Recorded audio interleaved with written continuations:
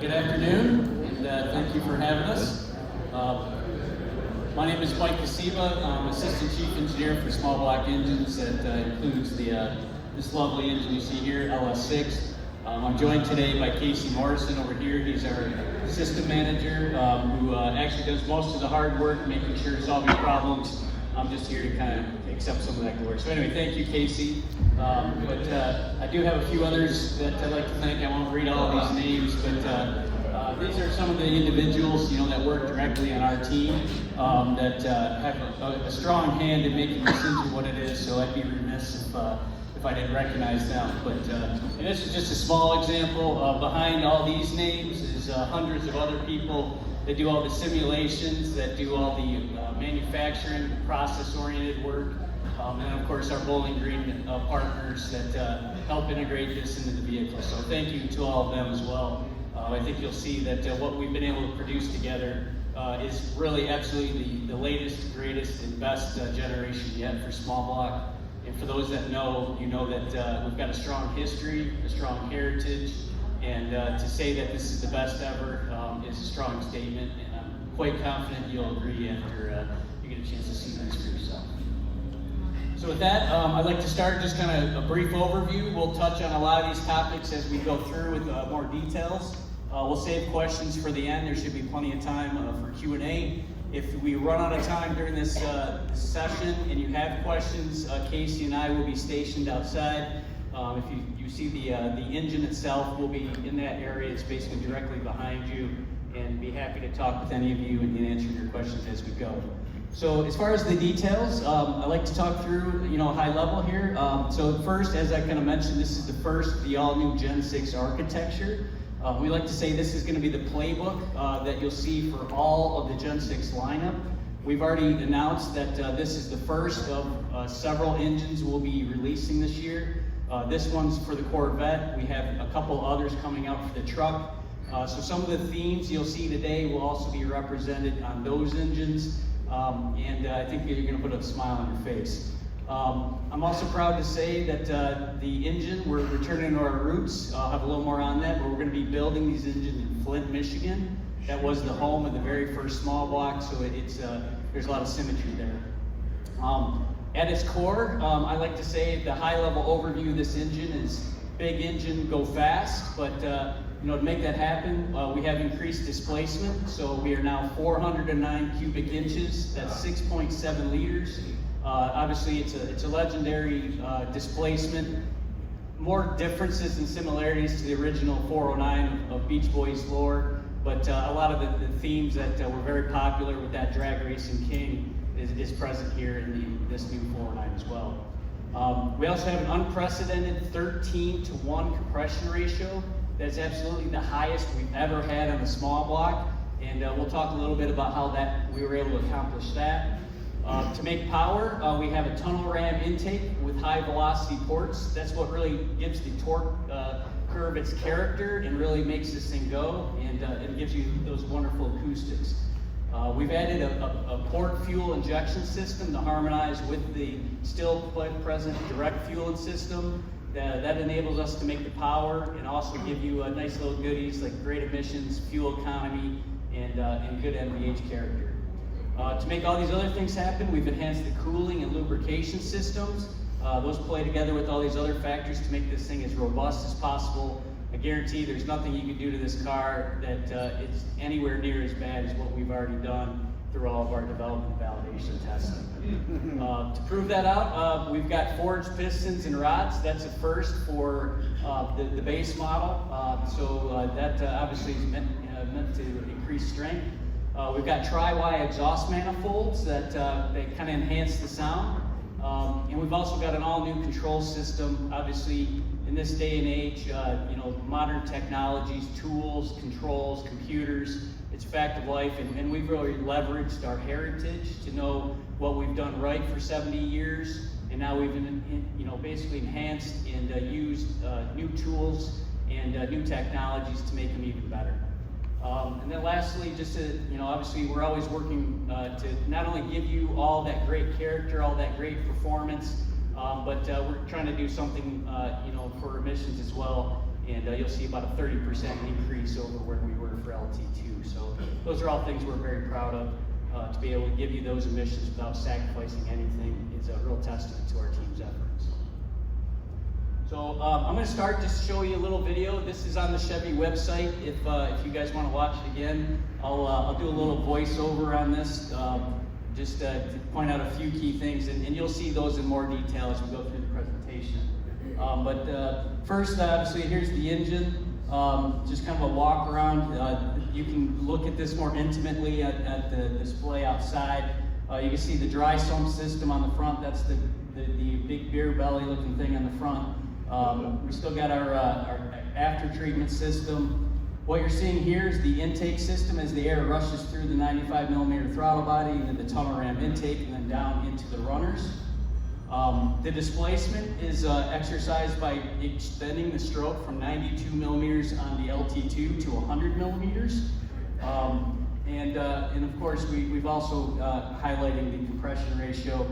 What you see here is the fuel system, adding the PFI system, and then of course this is our lubrication circuit as it goes through the engine. So I'll have more slides on that if you didn't catch it here, but just want to make sure that kind of is a quick overview.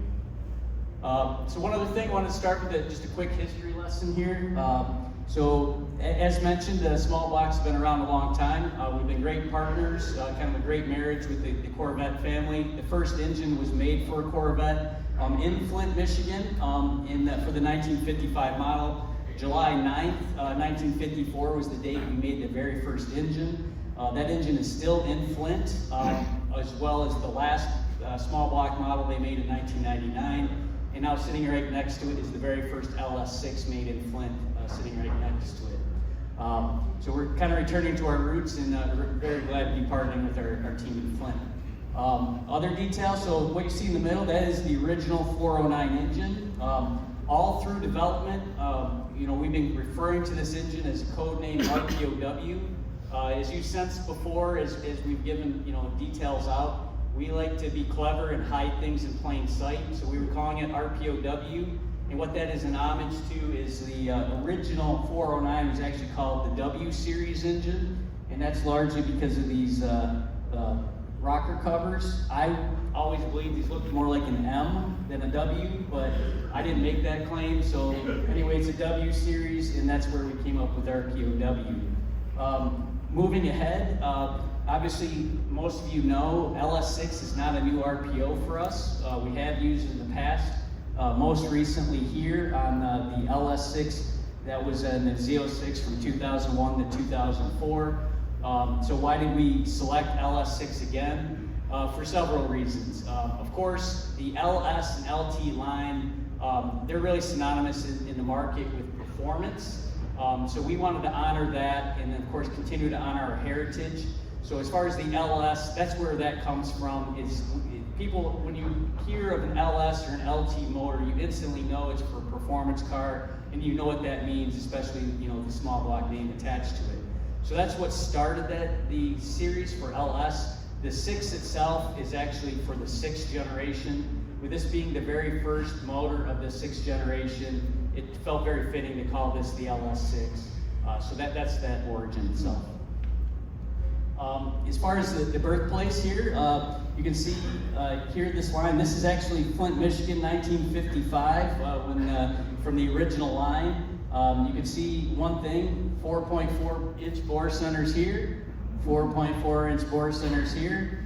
Otherwise, they're almost completely different, but that's something that we really stake our claim to, is something that every Small Block has had since introduction. So as stated, the very first one was made there. It was only 190 horsepower and only 4.3 liters on the V8. So obviously the 6.7 is quite a bit of an upgrade from there, but obviously a lot of technology has changed. Now, one thing that you may not all know is Flint has made more Small Blocks than any other city. 40 million and counting now. So although they haven't been making these since '99, obviously before that they were really our primary producer. So we still have a lot of very proud sites that we're glad to partner with. Tonawanda, who makes the current LT2, they've been very good for us. they're going to be focusing on heavy-duty engines. In the meantime, while Flint gets running, you will be seeing small blocks roll out of Tongawan and some other facilities as we've already announced. So thrilled to continue to partner with them.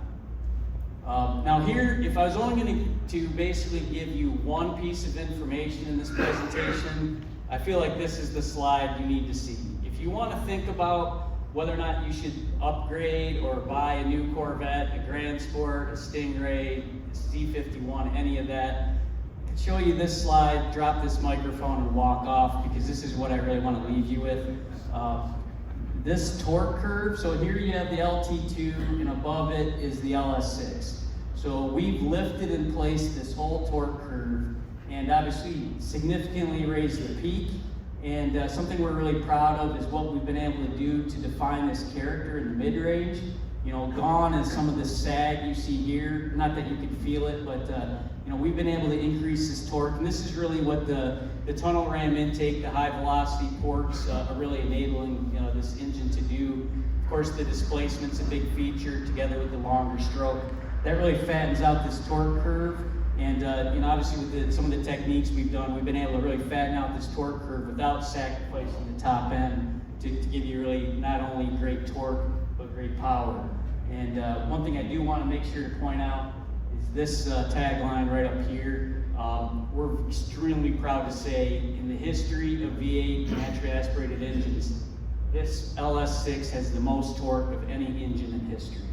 And there's been a lot of amazing engines in our history, and for this to take the top spot is quite an honor. And when you drive this car, we always say, like, you know, you love power, it's great for advertising, and it really does. Power is king on the racetrack. But when you're canyon carving, you're driving around town, you want a little, what I call the gas and giggle, or you just got a little opening in traffic, you just lean on the throttle a little bit and you shoot through that opening. This stuff is what you're feeling. You don't have to put the whip to this engine. It feels great, it sounds great, you know, especially combined with the center exhaust. This thing really tantalizes all your senses. So what makes that all happen? So how did we get this torque and horsepower? So I shamelessly stole this slide from the video. You can see the cold air rushing in through the 95 millimeter throttle body.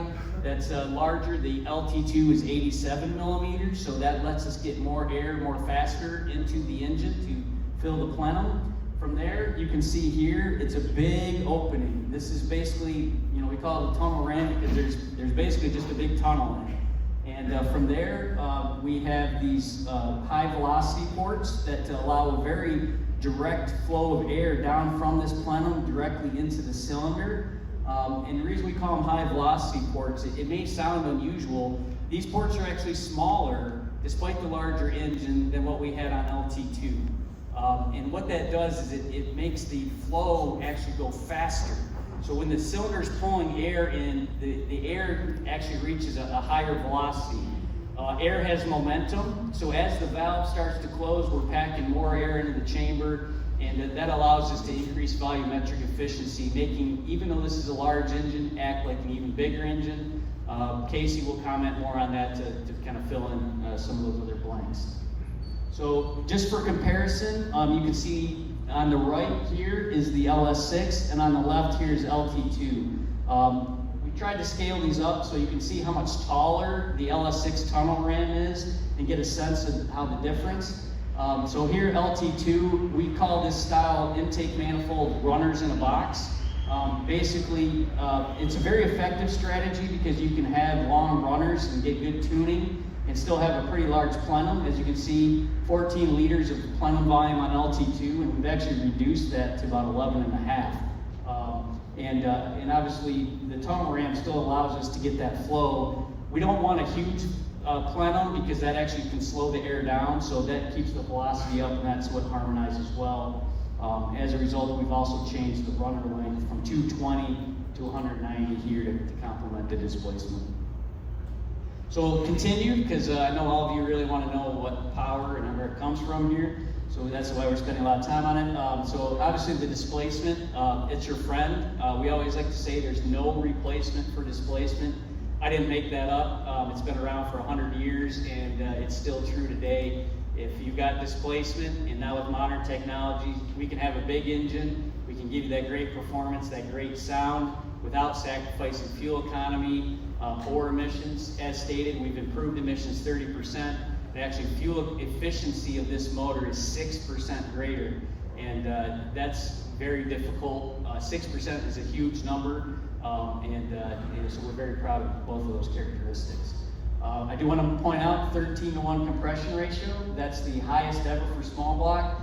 And just for reference, that's even higher than some of our legendary engines from GM and Chevrolet Corvette past. The L88, which is obviously legendary, was only 12.5-to-1. And that was in the era of leaded fuel, which was about 108 octane. So now we're enabling you to have even more performance, higher compression ratio, and still use 91 octane fuel. So wins for everybody. So how do we enable such a huge compression ratio? I'll be completely honest here. When we first started conceiving this engine, and we were brainstorming compression ratio, and we started talking about 13-to-1, I was incredulous. I was like, you gotta be kidding me. There's no way we could hit that kind of value. And I'll be also honest, without today's computers, we would never be able to iterate on these combinations to find the right optimal solution to enable this without being able to really execute quickly through all these iterations. So really hats off, and this is what modern technology will give to us. But to really make it happen, there's a couple of key things that have to be in place. And one of them is the not only combustion system and piston topology, which is just part of the overall mixing in the cylinder, but at least as important, if not more important, is this cooling system. So I got one more slide on this, but we've added what we like to call a second jacket or cooling circuit that allows the coolant to flow through the head separately from the block and provide targeted cooling to sensitive areas like the spark plug and exhaust valve. Those are the areas that really get hot and want to start igniting a little bit early. And obviously that's devastating for a performance engine. We need to control all aspects of combustion. So to handle that high compression ratio, having this targeted cooling, and as you can see in some of these contours, keeping those normal hot spots a little bit cooler is a huge asset for us as we try to push these boundaries in this compression ratio. So just a couple of things you can see here in the illustration, coolant, how it comes in through the feeds, and then where it exits out of the block, and then exits out of the head. So adding those extra feeds, allows a dedicated circuit and then targeted cooling. A little bit more here on the cooling. What we're trying to show here is, again, you can see through this diagram how the coolant flow comes in along the outside of the head, closer to the exhaust, and then translates across through the intake, cooling those areas. And just for visualization, I'll be honest, these pictures are just always cool. But you can kind of see the difference here between LS6 and LT2, just showing some of the, how we're specifically targeting some of those cooling areas in a little bit more detail compared to its predecessor. We didn't stop there. If we're going to increase performance, torque, etc., and want to keep that extra, increase the stroke, but also keep the 6600 red line. We want this car to feel racy despite its size, and obviously keeping the engine speed high is part of that. So there's other upgrades we have to do. We didn't just touch the cooling system. We also added some robustness to the oil circuit, and that's what we're illustrating here. So, I didn't mean to do that. My apologies. Okay, there we go. So what we've done is we've added a whole circuit, just kind of like what we've done for the cylinder head, adding that cooling circuit. We've actually added a whole nother feed of oil that goes to the crankshaft, so it goes through the mains. That increases the flow rate to the bearings. You like to have a lot of flow through there because it helps cool the bearing. Just like coolant cools a cylinder head, oil flow across the bearing surface helps keep that bearing cool and helps it running well even despite the most extreme of performance environments. So that's big for us.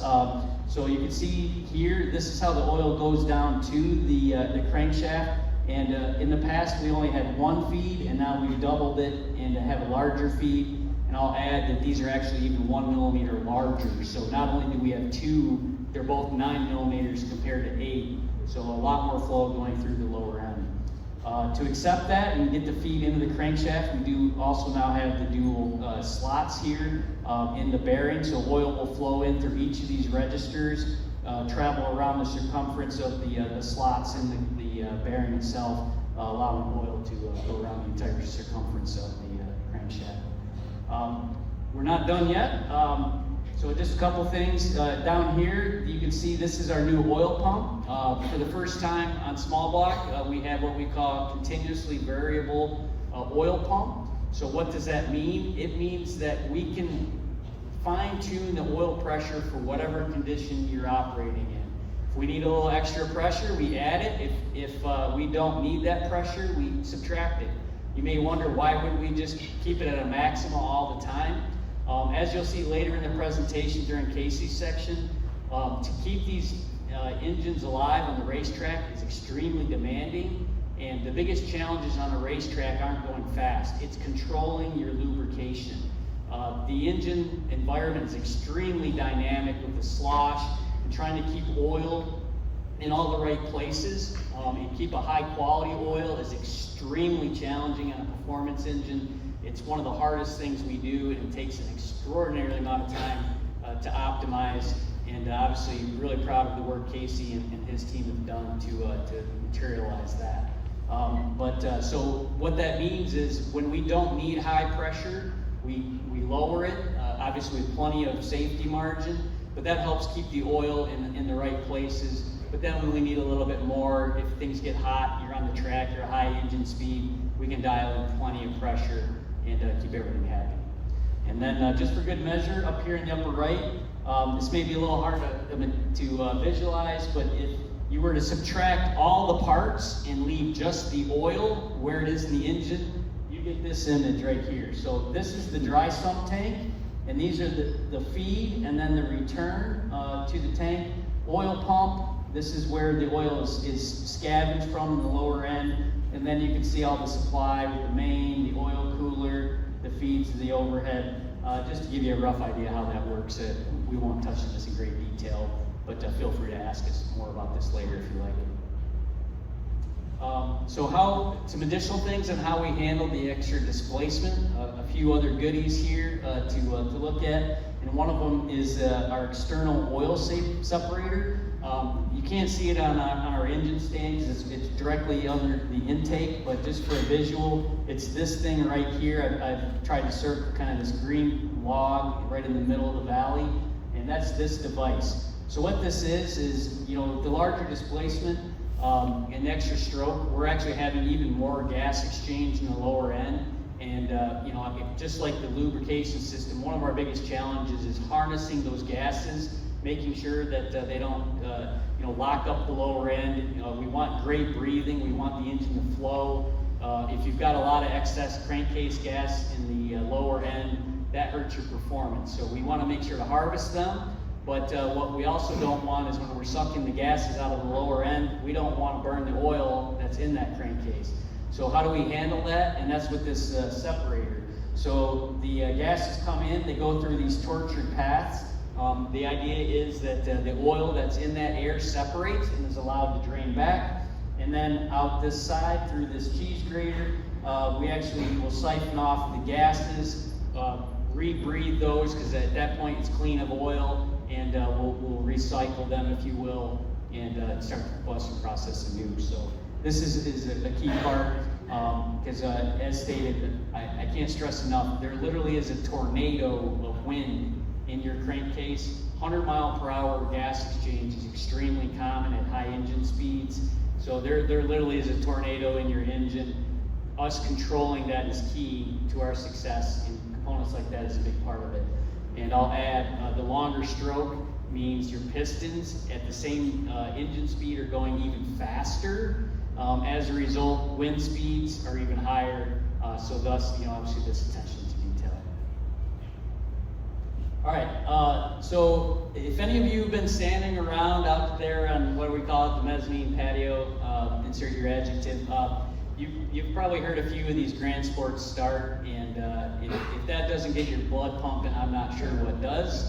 Since you're all here, I am assuming you're a fan. So especially when combined with the center exhaust, kind of pictured down here. This engine sounds great. So that larger displacement, the compression ratio, makes every similar event hit like a hammer. I've been basically describing it like a jackhammer fury. Every one of those pulses hits hard, and that's stuff you feel. It accelerates you, and it tantalizes your senses. But that can be wasted if you don't put the right attention to detail into the integration. So obviously, hats off to the Corvette group for all the work they've done with the acoustics. Excellent job as always, making sure the exhaust flows and also sounds great. On our side, obviously we have a big part of this too, not only in the displacement and the compression ratio, but in the exhaust manifold. So what you see here, we've actually changed from LT2, which you can kind of see in this picture. The LT2 is this concept. We like to call it 4 into 1. We're pretty simple people. It's just like it looks. You've got 4 runners. They all condense into 1. 4 into 1, it's not anything rocket science. Instead of that, now we've moved to what we call tri-Y. Again, I'm not that original. You've basically got 3 Ys. You can kind of see it more easily on the engine outside. Trust me, you've got 2 that feed into 1, and then those 2 remaining also feed into 1. That's why there's 3 Ys. Trust me, there's 3. I'll show you outside. But what this does is a couple of things. It helps separate those firing pulses. So when you get that firing event, it's not stepping on the cylinder next to it. It helps separate it. So that's kind of how you get that rumble. That I'm not good at sound effects, so I won't do it. But you know what I mean. Get that nice tone. There's also other benefits, which is partly why we do it. Separating that flow allows our sensors to read more accurately which cylinder and how it's running, so we can make those fine-tuned adjustments. That's partly what's able to help our emissions. Obviously, any reduction in wetted area, there's actually more or less metal in this design than this one, and that helps us during our converted light-off period when we're trying to get things warm quickly. All of it helps motivate the emissions. So together, when we combine that large displacement, the high compression ratio, and the tri-Y, and I'll continue to preach the gospel of the center exhaust. If any of you are wondering if you want to check that box in your configurator, I am absolutely a fan, and I absolutely believe it's worth the money. I'm not telling you how to spend your money, but thank me later. It's a wonderful combination. All right, so I know you're all here not because the Corvette has got world-class fuel economy, but these are things that we try to enable.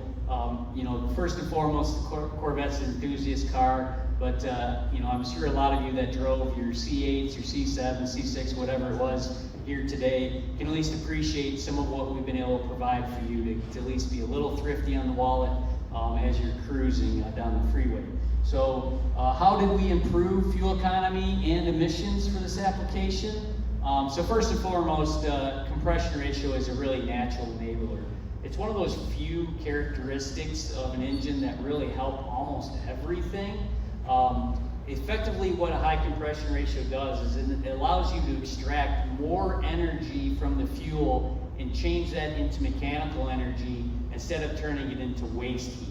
So obviously that's benefits that go across not just for wide open throttle, but also part load. The more energy you can get out of the fuel means more efficiency, it's more fuel economy. So that's number one. We still have active fuel management. Please, no booze. I'll blame the government, but that is partly what enables us to get that great fuel economy. If any of you wondered, I'm well aware of, and I won't beat around the bush. I'm well aware of some of the the issues in the field. Trust me, it's not as bad as you may read in the field. However, we have made some significant upgrades, and I'm firmly a believer that those issues are a thing of the past. So we still have the system, but the upgrades I think have added a level of robustness that provides some security. But we've also done some other things. Believe it or not, the port fuel injection system is also an enabler that's allowed us to get more economy. What that does is by spraying the fuel in the back of the valve, when that valve opens, you actually get better mixing. We call it homogeneity, where you've got a better mix of that fuel and air as it's in the chamber. So when it burns, you get a more complete burn. You extract even more of the energy from the fuel. It's kind of an idealized Otto cycle curve. I can nerd out with you later if you want to know more about Otto cycles, but that's part of what enables this, together with the direct injection system, to kind of give you the best of both worlds, part load, full load. Overall, we've been able to materialize about a 6% overall efficiency improvement for the engine. That's tremendous. Trust me, to do that without adding a lot of hybridization or other complex features is a huge win for all of us.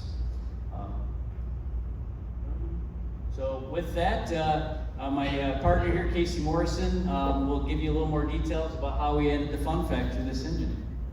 Good afternoon, everybody. My name is Casey Morrison, as Mike alluded to. I'm a design system manager for the all-new Gen 6 V8 small when I started 26 years ago, and all the way up to our Gen 6 engine that I'm happy to talk to you about today. I'm going to go into a little bit more detail of how we got to the power level, and obviously the phenomenal torque performance we're seeing out of this large displacement. I call it a stroker, a thumper. Really happy to talk to you about some of the challenges and some of the things we did to make this work.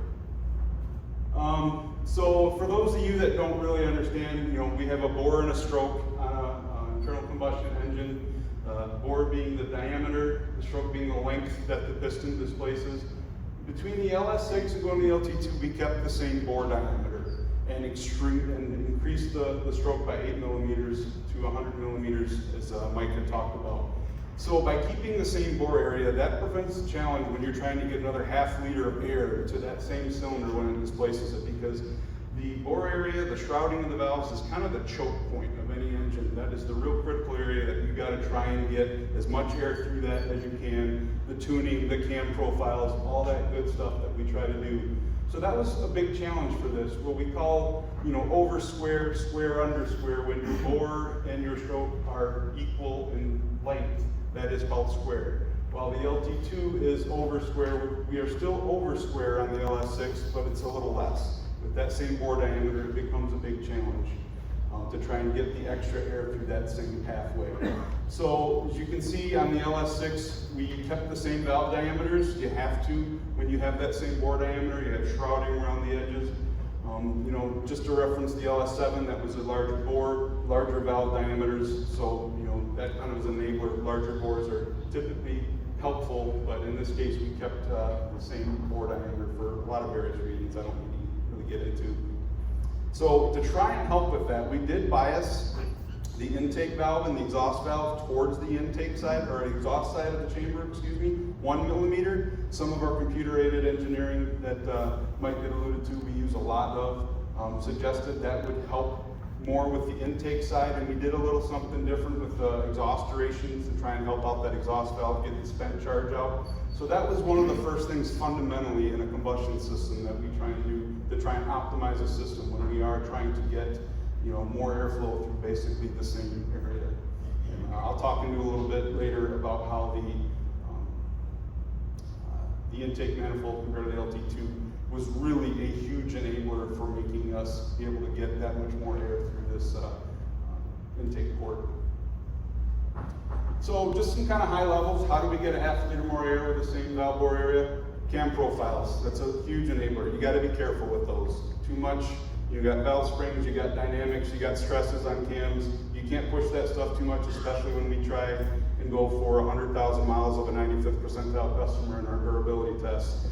You can't really overstress that.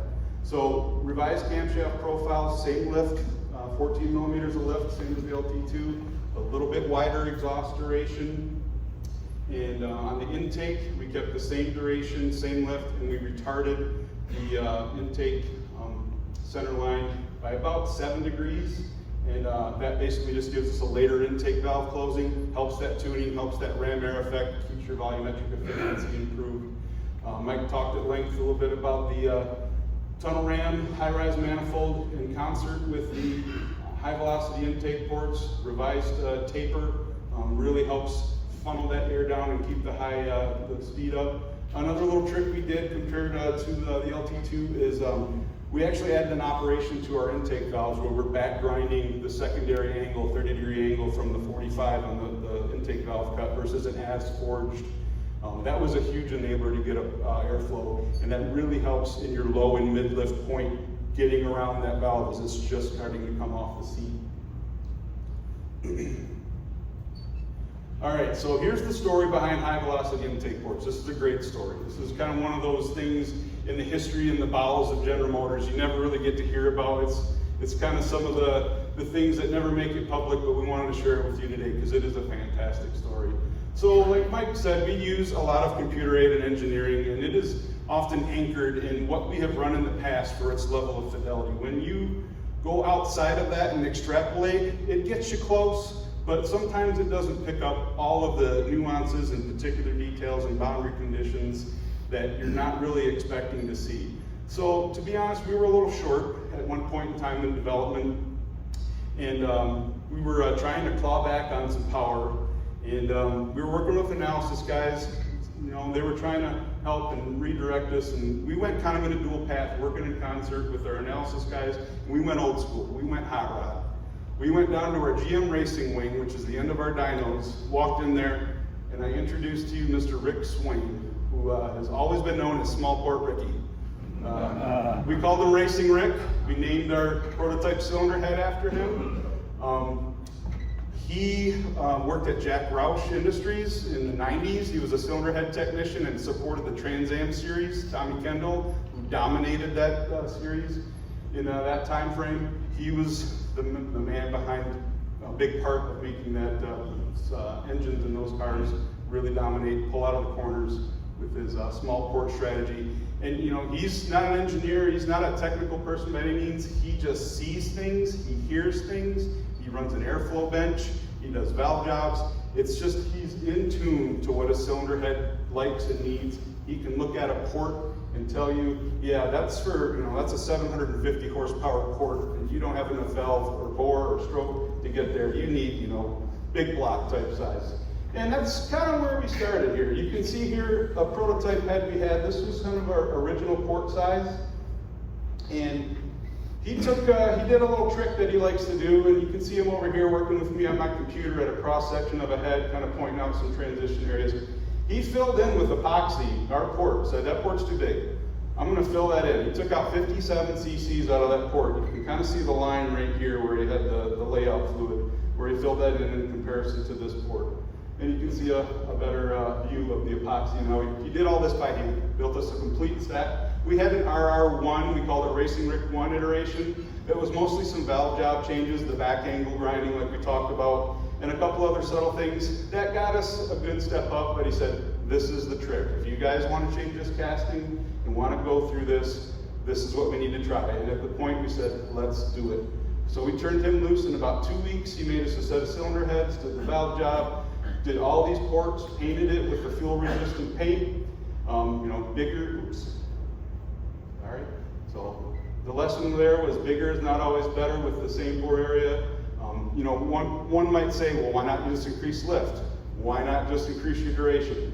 You get more overlap, you get, you know, some rough idles and things that are not that much nicer to feel and hear. Not always great for emissions. And valve train stress, cam spalling, all that kind of stuff is not advantageous to that. So we're really kind of right up to where we're comfortable with our valve train limitations, and we already made some subtle changes. Exhaust valve, of course, you can take a little more liberties with because it is a later valve line. So, you know, all that was baked in there. Airspeed, airspeed, airspeed is what he always told me. Velocity is your friend, that ram air effect. And it helps all around. As you can see, we're eclipsing that LT2 torque curve with that. So the point in this is there is still some level of art and an intuitive intellect based on experience in design and development of intake systems.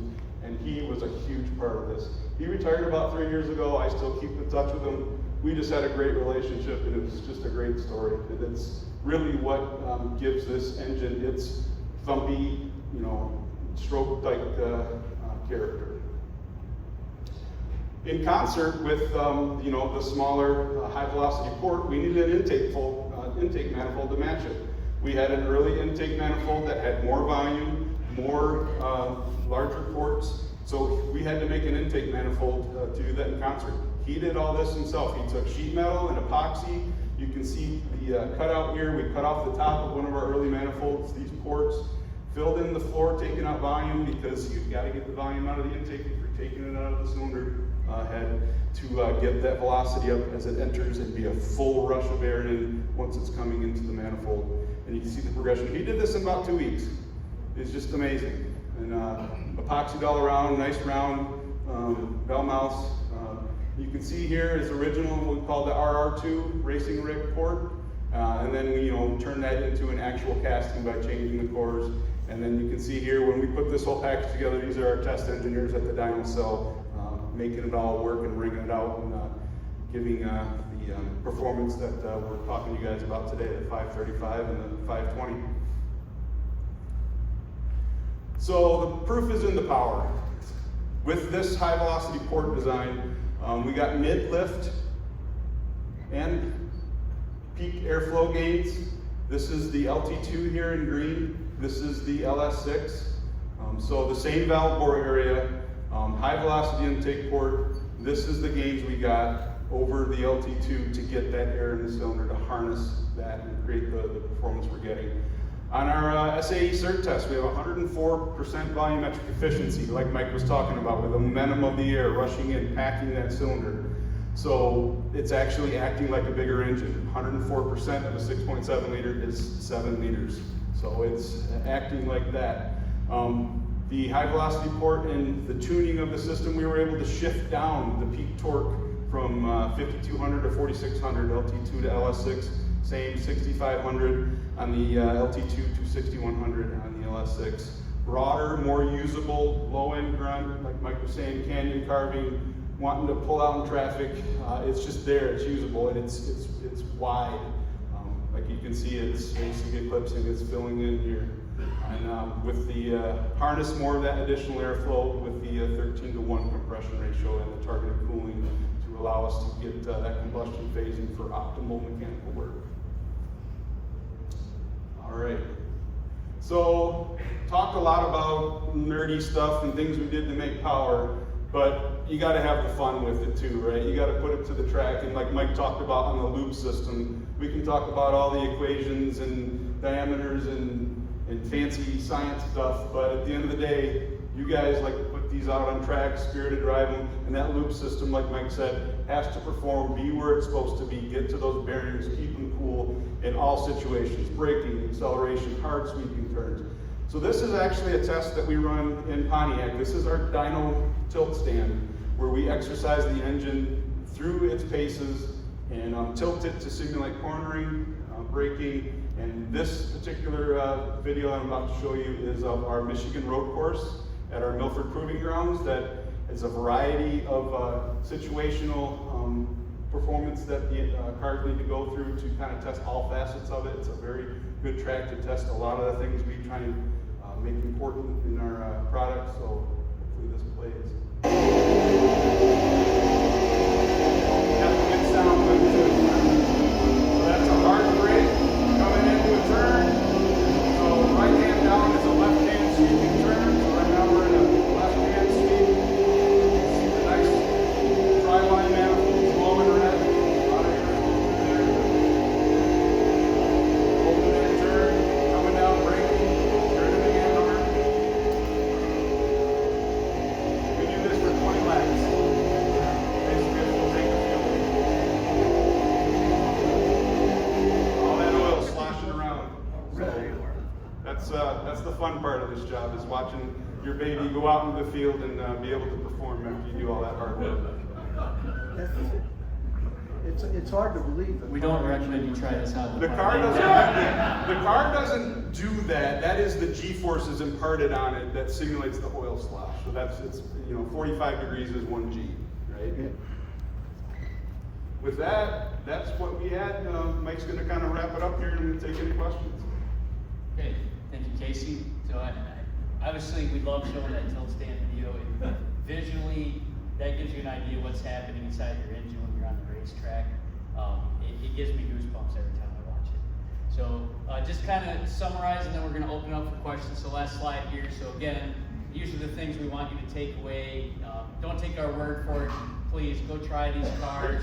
I'm absolutely confident you're going to love this. All the things we've done for the character together with the Corvette group, I think you're going to agree this is the best small block we've ever made, and the first of several that you'll see throughout this year. So with that, takeaways, so most torque ever from a naturally aspirated V8 engine, 520 pound-feet is the king. There's an impressive list of engines in the field that have done very well, but this one is earned its place. Highest compression ratio, as we've said, 13-1, completely unprecedented for a performance car, V8 especially, but even our hybrid engines we've had with small block in the past haven't come close. It's also the most power ever for an entry model for Stingray and Grand Sport offerings. It's got exquisite acoustics. Again, stop on the mezzanine out there, listen to these things, or listen to some of the new Grand Sports tear out of the parking lot. It's going to tantalize all your senses. You can feel it, you can hear it. Again, the center exhaust, it really does make the entire car come alive. Mentioned this was the first engine of our new 6th generation lineup. Casey and I have been working on this for 5 years. Completely ecstatic and thrilled to see so many interested faces smiling and nodding your heads in unison with Casey and I. This is something we're very proud of, and you know, we've got a lot of some of the best experts from the industry working on our team, all making this happen. And you know, with that in mind, you know, we've leveraged our heritage, our history, and all these new tools to make this all happen. Really the best of both worlds. Again, returning to our roots, Flint, Michigan is now going to be the home of the Gen 6 lineup.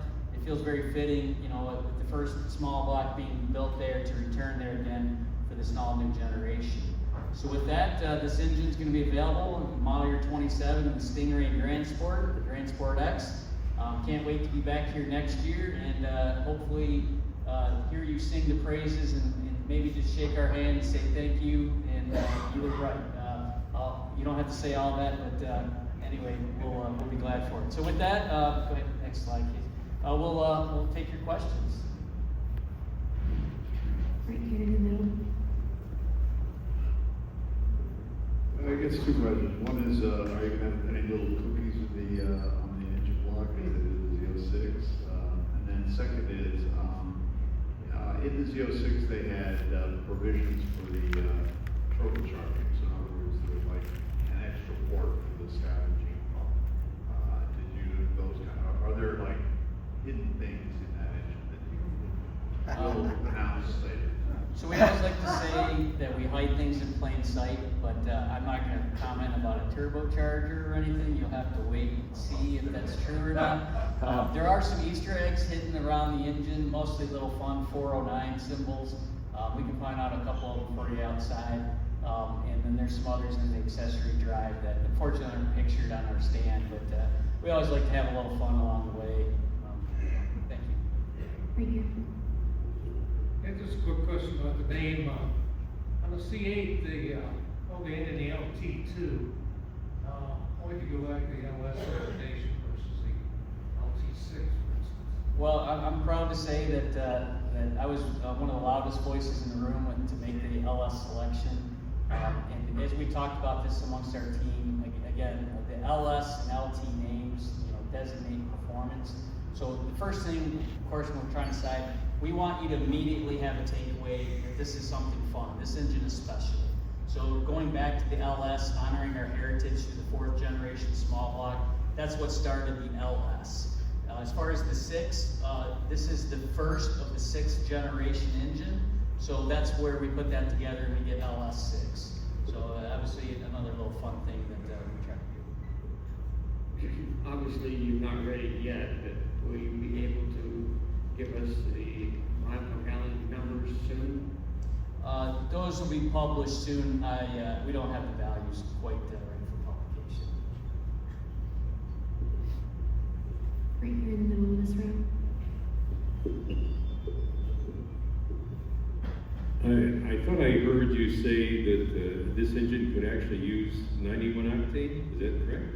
It's premium required, which does include 91 octane. So you'll get your best performance using 91 octane or greater. The higher the octane, the better it is. The computer will adjust to add its absolute most fun, but 91 and above is what we're going to be required. Because we have a 2024 Z06, and I'm assuming that could also run a 91, correct? Correct, yeah. To GM, when we say premium required, that means 91 octane or higher.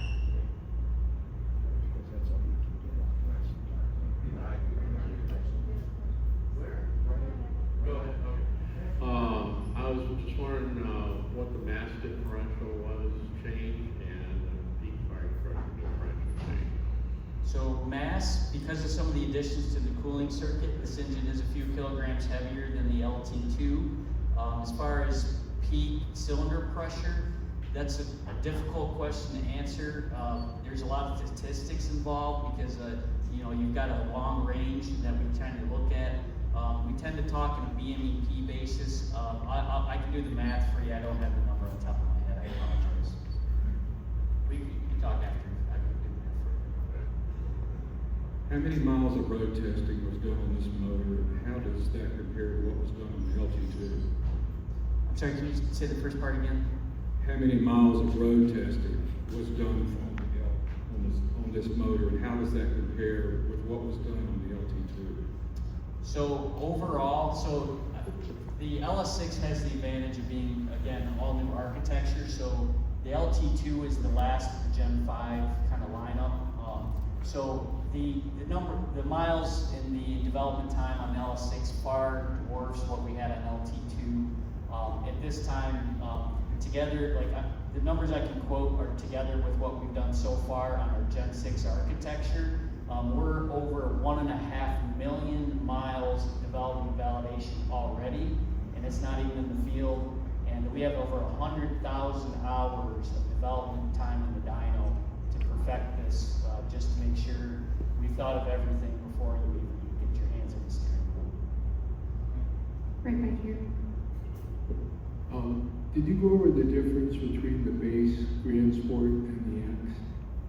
So the engines are absolutely identical, down to the same part number. There is no difference. When we ship engines to Bowling Green, those engines don't know if they're going to go in a Grand Sport or Grand Sport X. So obviously, I think you know what's different between the vehicles itself with the hybridization. We can talk more about that later, but the engines itself completely identical. Stingray, Z51, Grand Sport, that engine, there's just one flavor. Here in the back of the room. Thanks for the great presentation. Truly appreciate it. One question I have is start-stop technology. Is it on this engine? So the base model does not have start-stop. The Grand Sport X does utilize that technology. You can disable it if you like.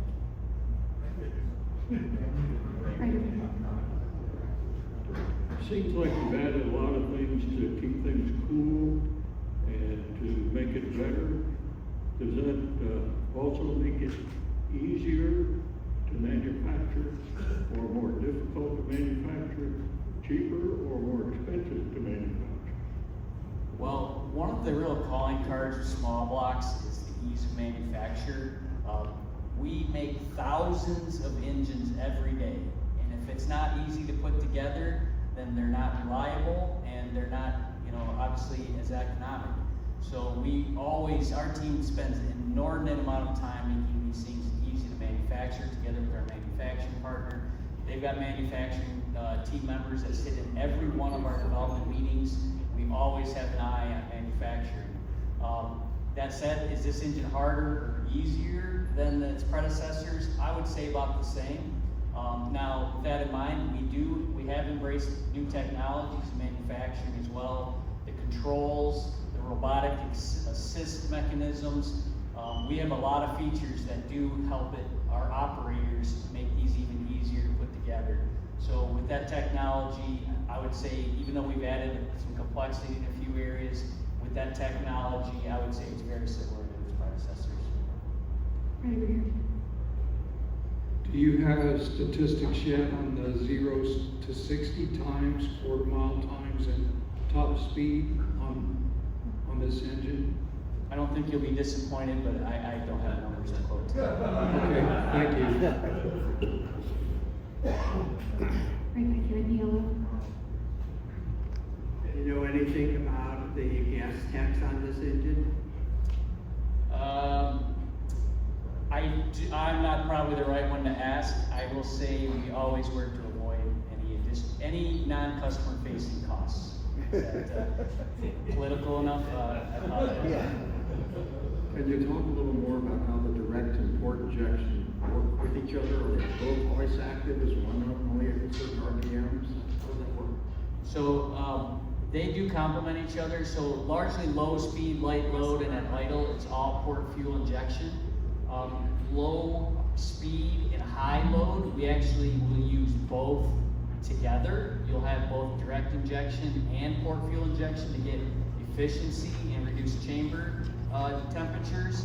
At high speed, high load, it's all about direct injection, so it's exclusively DI when you get above like 4,000 RPM. Can you compare and contrast the center exhaust? Is it similar to the Z06 in design? And then I'm specifically interested in interior volume. You know, the old Stingray was a little bit too quiet for me. Is this louder inside or what? Unequivocally, you'll get a lot more feedback inside the cabin. I can't quote decibels. You can probably ask some of our counterparts outside if they maybe know the exact numbers if you want to talk decibels. It's a lot more apparent. You get a lot more feedback with the center exhaust, which is why I'll use the same expression. I'm preaching the gospel of it because it really does complete, I think, the entire environment. So you get a lot more feedback. So I drive a Stingray on the regular, and obviously I'm in and out of Grand Sports, and I love the LT2. I also am the assistant chief engineer for that engine, and when I get back in my LT2, I'm like, where did all that fun go? It's noticeably different. This question is a little bit redundant to what you just answered, but obviously you guys have a passion and you love what you do during your day job. What kind of racing do you guys do in your off hours that you play with engines? Off hours? What's that? Yeah, I've got 3 kids and a pretty demanding job, so I would love to do more racing outside of work. I don't get to have too much fun in that regard. But obviously I continue to dream. What about you, Casey? Yeah, similar. I have 4 kids and a very busy wife, lots of activities and lots of demanding tasks at work. I am more of a boater, but I do have 2 small blocks in my boat. I always aspire to race, I just don't have the time or money to do it. Thank you. Any other questions today? Right here in the front, and I'm coming to the back of the room.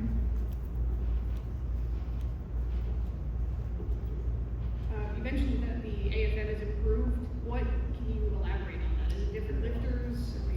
Sure. So first, let me give you, I'm trying to make this quick. COVID was a horrible time for everybody, but it was especially bad for our material supply. When the world stopped, so did a lot of our sub-tier suppliers. That meant some of our spring wires sat around and unfortunately got rusty. Some of those suppliers did everything they could to recover it, unbeknownst to GM. They passed along some defects in springs. And those tiny springs in the lifter, they're basically the size of a ballpoint pen spring. But they're absolutely critical to making sure the pins that are required to deactivate and activate the lifter have to function properly. And unfortunately, that defect found its way to a few vehicles. So obviously, we've reacted aggressively to that, just like we would any issue we find. We don't want to just close the opportunity and make sure that we're using good wire. We want to make sure it never happens again. We've added features like eddy current. We basically test all new wire, gets sampled, make sure there's no defects. We've added a number of controls to make the sub-tiers prove that they're giving us good quality, but we didn't just stop there.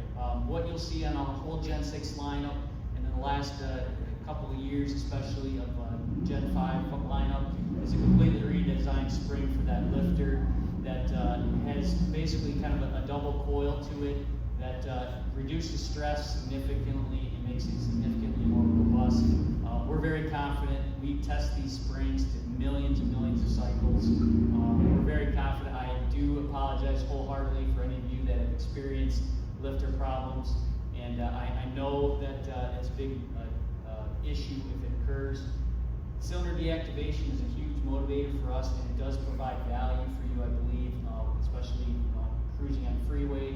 So we've worked hard to make sure that you can still use that feature with confidence. If you don't like it, there's a mode select button that will deactivate that system. All right, Mike, Casey, your last Grand question Sport X LS6. is gonna come from the back of the room here. Hey, quick question. Will the LS6 also use the supercar as your W40 from Model 1? No. It will use a whole different, possibly even more exotic oil, 5W50, also supercar. And PF64 AC Doppler filter? Or? Yes, still PF64 filter. And when will that oil come out? I'm sorry, repeat that? When will Model 1 release the oil? Is that just coming out? It's already in the dealer. It's in your LT6 and LT7s today. Thank you. If we could, please give a round of applause for our wonderful LS6.